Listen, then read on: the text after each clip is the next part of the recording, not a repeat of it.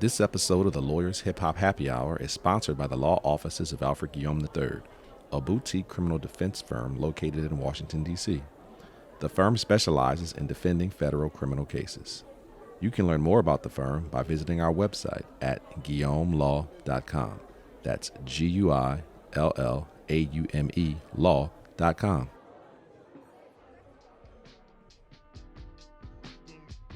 Welcome to part 2 of my interview with attorney Leroy Nix, Vice President of Regulatory and Public Affairs for Entergy Corporation, a Fortune 500 company. Join Leroy and I as we take a trip down memory lane, reflecting on some of the great albums from the past. The Chronic, Me Against the World, and ATLiens are just a few of the albums that we discussed. But above all, my favorite part of this interview was learning about Leroy and I's shared love of Stevie Wonder and his impact on our lives and culture. Leroy reminisces about the best party he's ever had the pleasure of attending, a Stevie Wonder themed DJ set in Brooklyn, New York City, which is one of my favorite places on earth. So sit back, relax, and enjoy. Welcome to the Lawyers Hip Hop Happy Hour. Welcome back to another episode of the Lawyers Hip Hop Happy Hour. I'm sitting here with my good friend, attorney Leroy Nix, and we have arrived to that point in the interview where my favorite part, which is the music. Let's do it. Let's do it. For those who don't know, Leroy is a avid hip hop fan, and we have a tradition here at the Lawyers Hip Hop Happy Hour where prior to the interview, we have guests come into the studio and dig through the crates. Now, we don't have everything in the world. We are constantly building our collection, but we have some good stuff. And he did not disappoint in the albums that he chose. So we're going to walk through these albums. I'm going to do, I guess I'll kind of lead the way. First, I'll let the folks know which albums you chose. You had 5 records that you could choose, 5 hip-hop records and 1 non-hip-hop record. Yep. Just so we can have an overview before we go through each of these individually, you chose for your hip-hop albums the great classic West Coast. Yes. Okay. Let's go. I'm sorry. I know this is your intro. No. Hey, look, man. There are no rules here. We just do what we do. Man, I appreciate that. So, I know you talked about there not being any wrong answers, but correct. I don't believe that. It's true. Yeah. I know. But why don't you believe me? Yeah. I don't believe that because that's not real. Well, I own all the records, right? So if I own them, there's, Yeah, but you also. I do have my favorites. Yeah, but you also own a whole lot of nice clothes, and you know that when you put like certain things, you can't just put like everything on and you still be clean, right? Right. Okay. So what I'm trying to ask you is, how does my wardrobe / selection of a whole bunch of good stuff stack up to what you have seen so far? This is pretty clean, brother. This is pretty clean. And I know this is actually a first on the Lawyers Hip Hop Happy Hour. You're the first guest in which we asked to choose a non-hip hop album.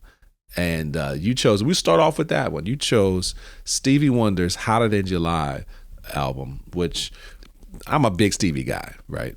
Stevie, Michael, those are my guys. I mean, I have a lot of people, but those are my guys. And Stevie Wonder is just an absolute genius. He's a boy genius. He's a man genius. He's a everybody's genius, whatever you want to call it. You chose Hotter Than July. So, what made you choose this album versus any other Stevie? Oh, just period. And then over the other Stevie albums. What was your criteria? We've done a lot of cool things in our lives. We had a lot of cool experiences and all that good stuff, man. To this day, the best party that I've ever been to in my whole life, and we've been to a lot of parties. Right, especially you. No, you have to. I have been a great one. Yeah, you have to.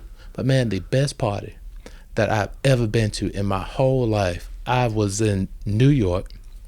I was 24 years old, and I was with a good friend of mine. Shout out to Mike Rambo. Mike Rambo in the building. Mike Rambo is from San Diego. Went to Alabama A&M. Alabama. Yeah. We go over to Brooklyn. We go to a Stevie Wonder party. And Stevie Wonder was performing? He was not performing, but he might as well have been. perform it because all they played was like Stevie Wonder mixes. And man, when I tell you, that's just, I got goosebumps just thinking about it. Man, it is the absolute best party that I've ever been to in my whole I've had a few drinks. I was about to start singing. I had to stop myself. Man, I'm just telling you, man, Ribbons in the Sky. Come on, man, just Ribbons in the Sky. So let's go. What's your favorite? Ribbons in the Sky is not on that album, is it? No, it's not on this album. And this, for folks that don't know, and don't know the album that we're referring to, it's the Hotter Than July album. I already know what song is my favorite. I'm gonna let you tell me what your, and if you can, there's no shame in refreshing your memory as to what songs on the album. So but I don't need to refresh my memory on this. I was gonna show it to him. Never mind. No, it's all good. It's all good. Yeah, all I do, baby. All I do, man, is think of you. All I do is think. Oh yes, I know. And you know what? I am gonna look on. I already know it's on here, but I'm gonna look just so for purposes of this podcast and show the back of the album and tell you that my favorite Stevie Wonder song, hands down. Okay, it reminds me of a summer. I think the year was in 1994, which is a great summer for me. I was almost in college, not quite, and I remember Jodeci did a remix of this song. Do you know what song I'm talking about? Which one? Lately. Ooh. Lately is my absolute favorite. They did a good job. Man, I wish we had like one of these, like an engineer in here or something that could just pull up the music real quick. Right. Well, we have a behind the scenes feature that I'm sure I will probably do some Stevie Wonder reminiscing. And lately, the piano on Lately, because it's just the piano and Stevie. It's not a whole lot. In the way that the piano comes in and the way he plays that piano on that song, my brother, it's my favorite Stevie Wonder song. And I have so many Stevie Wonder songs that I love. That's my absolute favorite, and that's from that album. And you did a good job with that. The one thing I love about Stevie Wonder, man, is not only is just and we use this term genius so he's a loosely, genius, right? Like there's no question these days. But like when you listen to the words, just go and pull up lyrics to All I Do. Right. Just imagine how exciting it could be. Let me tell you something that I just thought about. Now, I just put folks on some game right there. We'll see if they figure out the rest of it, though. I already know. Yeah. I already know. Yeah. But, you mentioned, we talked earlier that we have young daughters, and one of my favorite songs from Stevie Wonder is Isn't She Lovely as well. That song brings tears to my eyes. Like, when I sit here and think about it right now, I have to stop myself from crying because that song he wrote for his first child, his first daughter, and when you listen to that song, and if you have children, even if you don't, I mean, what are we talking about, my friend? I mean, the man, Stevie Wonder, he's still with us, hopefully for many, many more years. I love him. And he crossed so many different generations. He was part of our parents' generation. Yep. He's part of our generation. And he's part of our children's generation. There's no question. There's no question. There's a great Christmas commercial that he made. I can't remember who the other artist was that he made it with a few years back, where he was it was for, I think Apple was the Apple commercial. I don't know if you remember that, and he was singing, and man, he still got it. I mean, I went to see him at a concert. I've been to a few of them actually, but the one I went to most recently was about 4 or 5 years ago, maybe a little longer than that, and he's like ageless. Well, and his voice is amazing. Well, let's commit to doing this, because I've never been to a formal Stevie Wonder concert.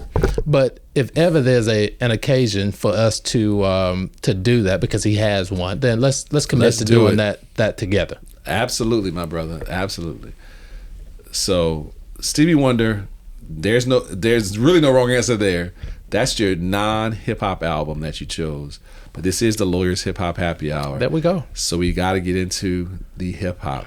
And you chose 5 records that are really unimpeachable for as far as their hip hop legendary status. The Chronic by Dr. Dre, Tupac's Me Against the World, the Notorious Big's Life After Death, The Miseducation of Lauryn Hill, and last but certainly not least, the album that you picked up and before you even went through the process of all looking at all the records, you were like, yeah, I'm putting this on the table. Yeah. And that is the 1996 banger from Outkast, ATLiens. Come on, man. Come on, man. And I think it's only fitting given the fact that Andre 3000, one of the most underrated. Is he underrated, you think? Oh, there's no question. I think now it's starting to shift a little bit, but I mean, we're talking about like decades of like not getting the acclaim that this man has always like been due. Andre is you know, one of those once in a generation artists. I agree. This is 1996, a great year for hip hop. Probably one of the strongest years in hip hop history. Man, one of the best, man. One of the best years. Like one of the best, man. I mean, and this is not just in the South. We're talking about just in hip hop worldwide. No question. And so, you know, I told you, I mean, of course, you know that I'm from Alabama, but I used to spend my summers in Atlanta in College Park off Old National. All right. Yeah. Here we go. Yeah. Well, I mean, you know, like, and so, you know, there's so much of me. And when I talk about, you know, us being a, you know, frankly, this amalgamation of like our experiences, like that's like Atlanta. And I just got back from Atlanta. Oh man, you don't know about 559 and the West End and all that good stuff. Right. Like, you don't know about that, man. Put me up on game, brother. Man, listen, I was too young to be in all of the places that I was at during those times, but I was there, and that right there is a part of me too. There's no place quite like Atlanta, man. There's and you know, man, I'm gonna be honest with you. And I'm a Saints fan. I'm saying that. So shout out to Atlanta. I get a lot of respect. You know, mad love for my Atlanta people. Yeah, except in football. Shout out to Atlanta. Shout out to the Saints, man. I love all of them. But I will tell you, Atlanta is a special place, and I like the old Atlanta. You know, it's a new Atlanta now. There is. Yeah. I did experience the old. I have been fortunate enough to experience both. Maybe not on the level that you did, but I did as well. Yeah, the old Atlanta was when you over in the West End of Atlanta in front of a club called 559. That's the first time I saw Snoop Dogg. Okay. All right. How was that? How old were you? What year was it? Man, I was 15, didn't have any business being in this club that you had to be 21 to get in. But my cousin was a bartender or waitress in the club, and you know, I was able to get in. Right. Shout out to Snoop Dogg, man. We love this. Shout out to the 30th anniversary of his debut release, Doggystyle, and right behind you, across your shoulder, is the album. There it is. There it is. And so while it's not on the table, you see it's prominently displayed. Right. And you know, you actually picked it out, and I said, you know what, I want to put this behind you so the camera picks it up. So yeah, shout out to Snoop Dogg, one of the best to ever do it. And you saw him in Atlanta. It's a 15-year-old. Y'all partying in the same club together. Man, Uncle Snoop. Man, we're in this club. Shout out Uncle Snoop. Man, shout out to Uncle Snoop. Man, we are in this club, and you know, weed is legal in a lot of places now, but I can promise you that back then it was not. It was not anywhere. And man, I saw Snoop. First of all, there's a lot of weed being moved around that like consumed in that club that night, and man, Snoop was smoking a joint, because you know people actually smoked joints back then. Yeah. I don't even know if this is appropriate for this. It absolutely is. Okay, cool. He was smoking it, and then he put it in the crowd, and the joint moved all around the crowd. Man, I've never seen anything like that to this day. That's real. Did he perform, or he just? Oh no, he was performing. Oh, he was performing, and man, do you remember what songs he did? Was it the from the first album? Was it around? This is around Death Row time. You know, so you were 15. What year was that? How old are you now? I am 42. How old are you? Older than 42. I'll be 46 in a couple of days. Here, man. You said that like you about to say you 66 or something, man. What's going on? I used to be the youngest guy. Yeah, I'm not anymore. Yeah. And so, shout out to my fellow Sagittarius. Even though this episode will come out way after my birthday, but. So my Atlanta years were 95 to 99. Like what? That's when I was in college. Like I'm super young. You know what I mean? During that time, 95 to 99. Those were our years. But you remember 559 though, right? I was not. I didn't go to Atlanta until after I graduated from college. So I went to Atlanta for the first time. I think it was probably 99. Did you see Outkast ever? Obviously not that night, but have you ever seen them perform? I have not. Yeah, I've seen Big Boy perform several times, but never. I've never seen either one. And ATLiens is my favorite Outkast album for sure. What's your second favorite, do you think, besides, other than ATLiens? What's your second favorite Outkast album? I mean, shit.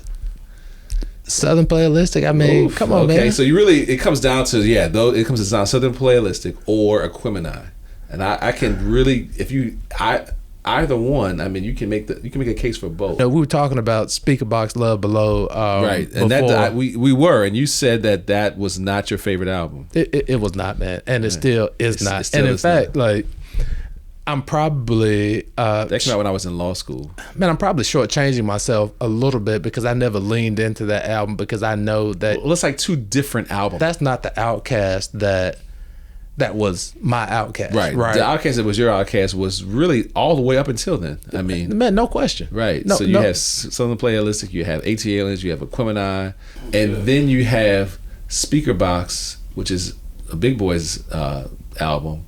And The Love Below, which is Andre 3000. Yeah. And that's when he became Andre 3000, I think, at that point. I let my 9-year-old listen to Andre's new album. And, she was like, this again? And I said, you just got to give it a chance. My kids are very hip-hop, not by choice, because I forced it down their throat, but hip-hop savvy. She wasn't feeling it, but I said, I'm gonna work on you, because I remember when the Love Below was released. I was in law school. A lot of people didn't like that album because it was a totally different sound than they were accustomed to.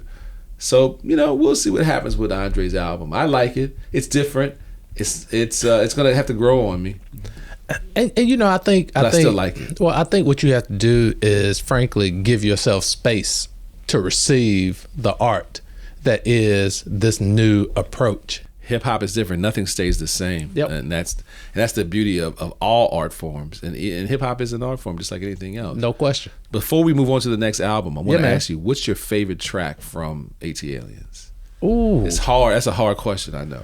Oh man, it's And this is the 25th anniversary edition when I purchased this. So thank you. We're gonna show the camera. Let me just This is a great album cover and a great album art. Is really just really beautiful. It's got some great inserts in there, and it has instrumentals on there as well. So I highly recommend for our vinyl heads out there. And that's the beautiful thing about this album, man. You've got Elevators, which is that's mine. I'm gonna go ahead and tell her that's mine. You're not gonna take it. I didn't even want to start with that one, man, because it's just so obvious to me. But even in terms of like the intros and that was so different too, though. This is they're talking about being on a spaceship. Like, think about that for a second. Nobody's talking about that. Man, two dope boys in a Cadillac. I was gonna say that too. That's my other favorite. Come on, man. The way that song, the way that song starts out is just mainstream. Right, yeah, dope. And then Goody Mob really came correct on this album as well. What you know about the banana and mayonnaise slices? There you go. Come on, man. Come on. Yes, sir. Now we cooking. So this next album that we're going to talk about is what I think one of the most important albums in the history of albums. Mm-hmm. And we had never talked about this before, and you didn't know my opinion about this artist who I talk about all the time, and I will always talk about her importance in music, not only in hip hop but in music. And that, of course, is the multi-talented, super genius, if that's such a word, incomparable Lauryn Hill, who I think is in the conversation as a GOAT. And I know it's a controversial statement, but it's why is it controversial? Well, it's controversial to a lot of people, and I'm gonna tell you, her lack of in certain people's eyes, her volume, is something that contributes to that opinion. But I'm gonna tell you, this album is The Miseducation of Lauryn Hill, released in 1998. Is just could have been 99. I've had a few drinks, so don't hold me to that. Man, listen, your mastery of dates generally is impressive to me. So please just keep going. The things that she says on her songs, and the fact that she can sing, people hold that against her. Like, I don't really understand what that's all about. Is that a thing? apparently people hold it against her that she can sing as well as she's a poet. Wow. So, but anyway, that's just my opinion. This is not about me. I get a little sensitive when people talk about Lauren because I want to defend her so much. But this album for you chose it, and this is another one you were really excited about. For me, I was in college. I was coming to the end of my college career when this album was released. I think I was a senior in college. You were not quite there yet. What point of life were you, and what do you remember about this album and what it means to you? Man. So again, I talk about music being so connected to like all of these various senses, right? And I remember who my girlfriend was. Hello. When this album came out. All right. This transports you to a time and a place that's like none other. Man, you don't need to make another album when you have an album like this. Man, and it's so fungible. You know what I mean? Like it's just like great word. You can be hanging with your girl and play this album and it's phenomenal. And then it's also not offensive if you're hanging with your boys and in the background you got the Miseducation of Lauryn Hill playing. Exactly. You know what I mean? It's just not. It's just the thing, man. Yeah. And she's amazing. It's an amazing album, and she was ahead of her time. There's been no one before or since that's like her. And I think this album is coming up on the 98. I don't know. It's not quite. I think it's 25 years. So you just had the album. This is the 25th anniversary of this album. I remember this album very well. But nothing even matters, though, man. That's just a beautiful song. Beautiful, man. So many beautiful songs. There's so many beautiful songs. And she sings from the soul. Man, she does. She does. It's and when she is rapping, she's rapping, man. I mean, she can go bar for bar. I'm gonna give you two verses, which are not on this album, but just two of my favorite Lauryn Hill verses. Three Lauryn Hill verses. The verse from Vocab, the remix. Okay, from the song Vocab, her verse on that. I want you guys to look this up, okay?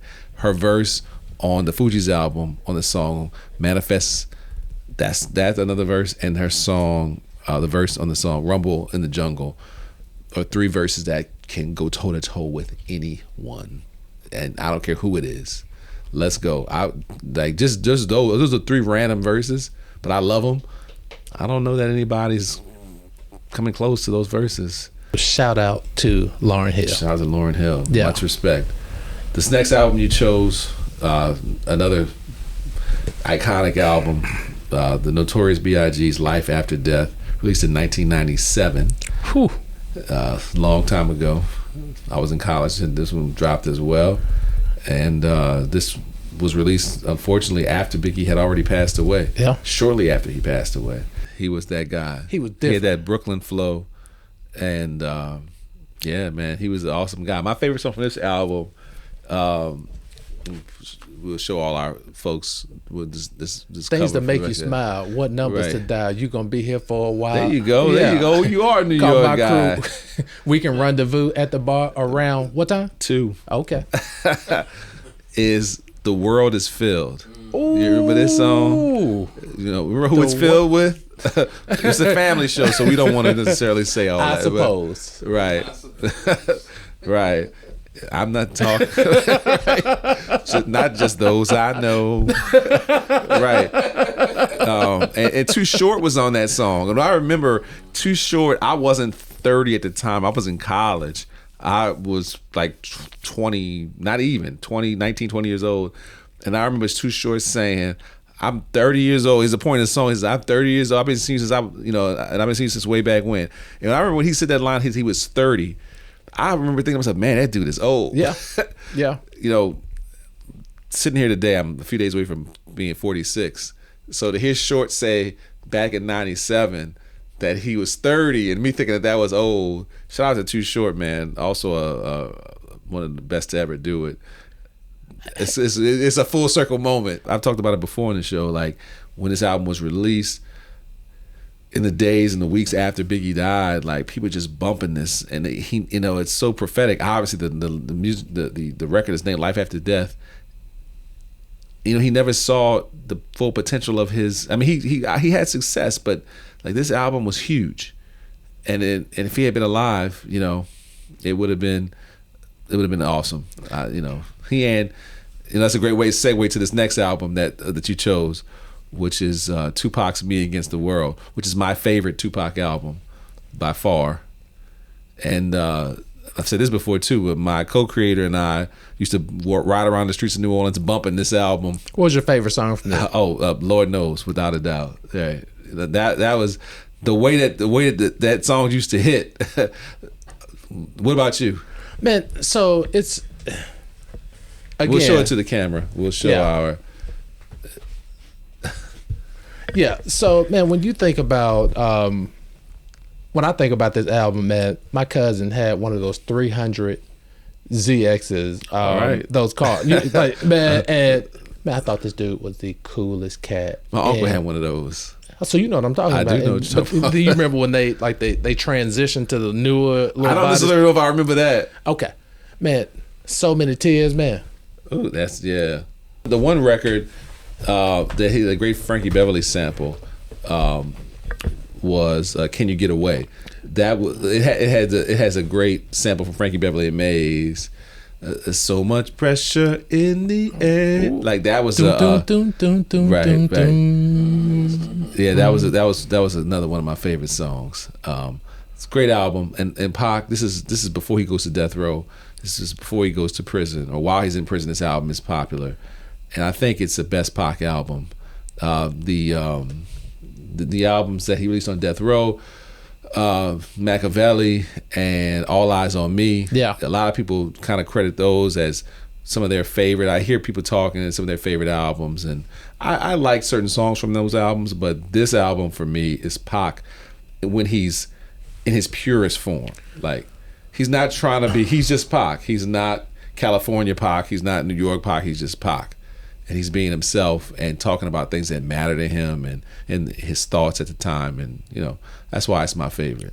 But here's what I love about this show and what you're doing is, man, because it gives like the people that have the frankly privilege of coming in here and spending just a little time, the opportunity to go back a little bit, because man, we are doing all of this, man. We receive information from so many places so quickly. There's so much of it that it's not like this anymore. Yeah, it's not like this anymore. So man, like, truth be told, like I am looking at things and having the opportunity to frankly just kind of fall back just reminisce into like memories, man. You know what I mean? Right. And like some of these songs, like in terms of like titles and all of this good stuff, I like they don't readily come to me, but the moment I look at it, I'm like, wow, because I'm doing it, because I don't listen and to this. It's funny that you say that. Like this record right here came out in '93,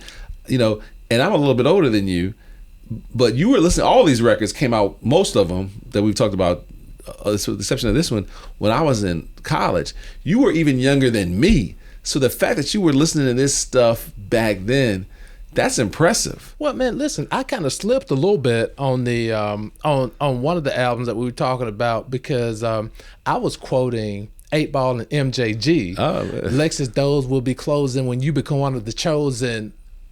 In different places, no mistake this. Come on, man. That's a college record. That's a college record. I mean, like 8 Ball. I was. Hey, I'm gonna be honest with you now, and I know, and so it all makes sense now, because Scarface was not in the crate. Right, Scarface. 8 Ball and MJG. You called me out.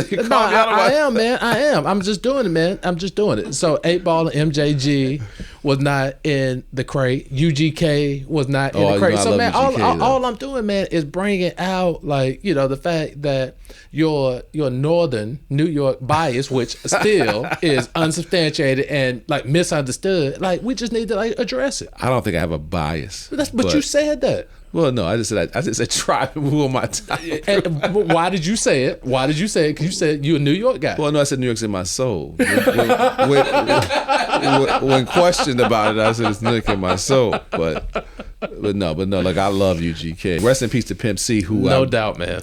Relieved either the last few days is the anniversary of his death. I think I saw that on social media. So UGK one of the best to ever do it. Yeah, man. And you know, in spite of my, as you call it, northern bias, I still rock with the South. You know this, man. There's no question about it. I know it, but you know, sometimes I just have to like. Frankly, what it really boils down to is, you already know Scarface should have been on this table, because when we think about like artists, particularly like straight rappers, you know what I mean? Right. Scarface is man, you know, it's a thing in DC that I didn't really realize this until I lived here, that people from DC, they like love Scarface. Like if you're from, like you're born and raised in DC, which a lot of us are not. Yeah. Apparently Scarface is their guy for like a lot of DC natives. Man, I had no idea. I was not aware that. You just put me on game, because I did not know that. It's a thing. Shout out to all my DC natives. Oh man, come on, man. Shoot. Home of go-go, man. What's up? Yeah. Sardines and pork and bean. Shout out to Kenny McDuffie, DC native #1. Yeah. And before we close out this interview, you know, you talk about my northern bias, but my mother's from the West, man. My mother's from Los Angeles, California. So you chose probably, you know, in the discussion for the top 3 West Coast albums, hip hop albums of all time, which is Dr. Dre's The Chronic. Come on, man. And I know what my favorite song on this album is, and I was gonna tell you so you don't steal it. It's Let Me Ride.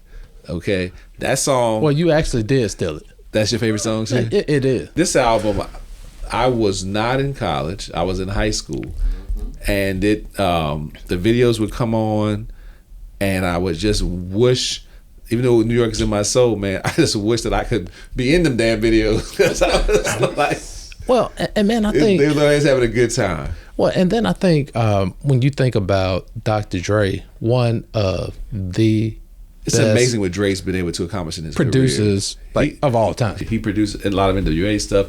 He had his own music with Death Row. He produced and other people's as well. And also with Eminem, 50 Cent. People forget about that. Absolutely. And then after that. Yeah. So Dre has been at this for a long time and has had immense success at every stage. Yeah. So Dre is, this is by far my favorite, like pure Dr. Dre album. I may be a little East Coast biased, but my soul is also in California. My blood is in California. But you know, I put that bias tagline on you, man, just because it was convenient for me and what I was trying, and the point that I was trying to make. But you are like really, really objective when it comes to this whole thing called music, and it's gotta be. I love music, and the impact and the impact on the culture. But you take it to another level, man. And as we all know, there are levels to this thing, you know. And this guy's above me, man. Shout out to Questlove. Oh man, those guys who come on now. I couldn't hold a candle to them. Well, hey man. Like I said, it's levels to this. It's levels. Yeah. It's levels. And so, man, you know, I appreciate you and what you do. And thank you, my brother. And thank you for giving me an opportunity just to. It was good to reminisce with you, man, about the music. And I'm impressed. This whole time I've known you, I always thought we were the same age. Apparently, I'm going to die first. So, I'll take that from this interview. But it's really impressive. I don't know why you just look, man. Look, this is drink number 6, so it's no. All seriousness, man. I really do appreciate you, man. It's very impressive that you are able to just go back and not being in high school or college when a lot of these. That's when you learn about music, right? That's when I learned a lot about it. The fact that you were listening to this shows that you are a true fan of music and you're listening to this stuff way back when. So I appreciate you, brother. I know you got to get out of here. And we've been here a long time tonight, but I appreciate you, man. I really do. And, I look forward to you coming back and blessing us again. When we have more records, we build our vinyl collection every day. We'll have Scarface, UGK, all those guys the next time you come. Man, we'll have all of that. I'm going to bring a different bottle of bourbon next time. Because you're a bourbon collector. Yeah, let them know. Thank you once again, man. I appreciate you. Thank you so much for coming, man. I really do appreciate you. Much love. Yeah, man. Especially grateful for you giving me the opportunity just to kind of go down memory lane. Bask in some of my own memories, man. So thank you.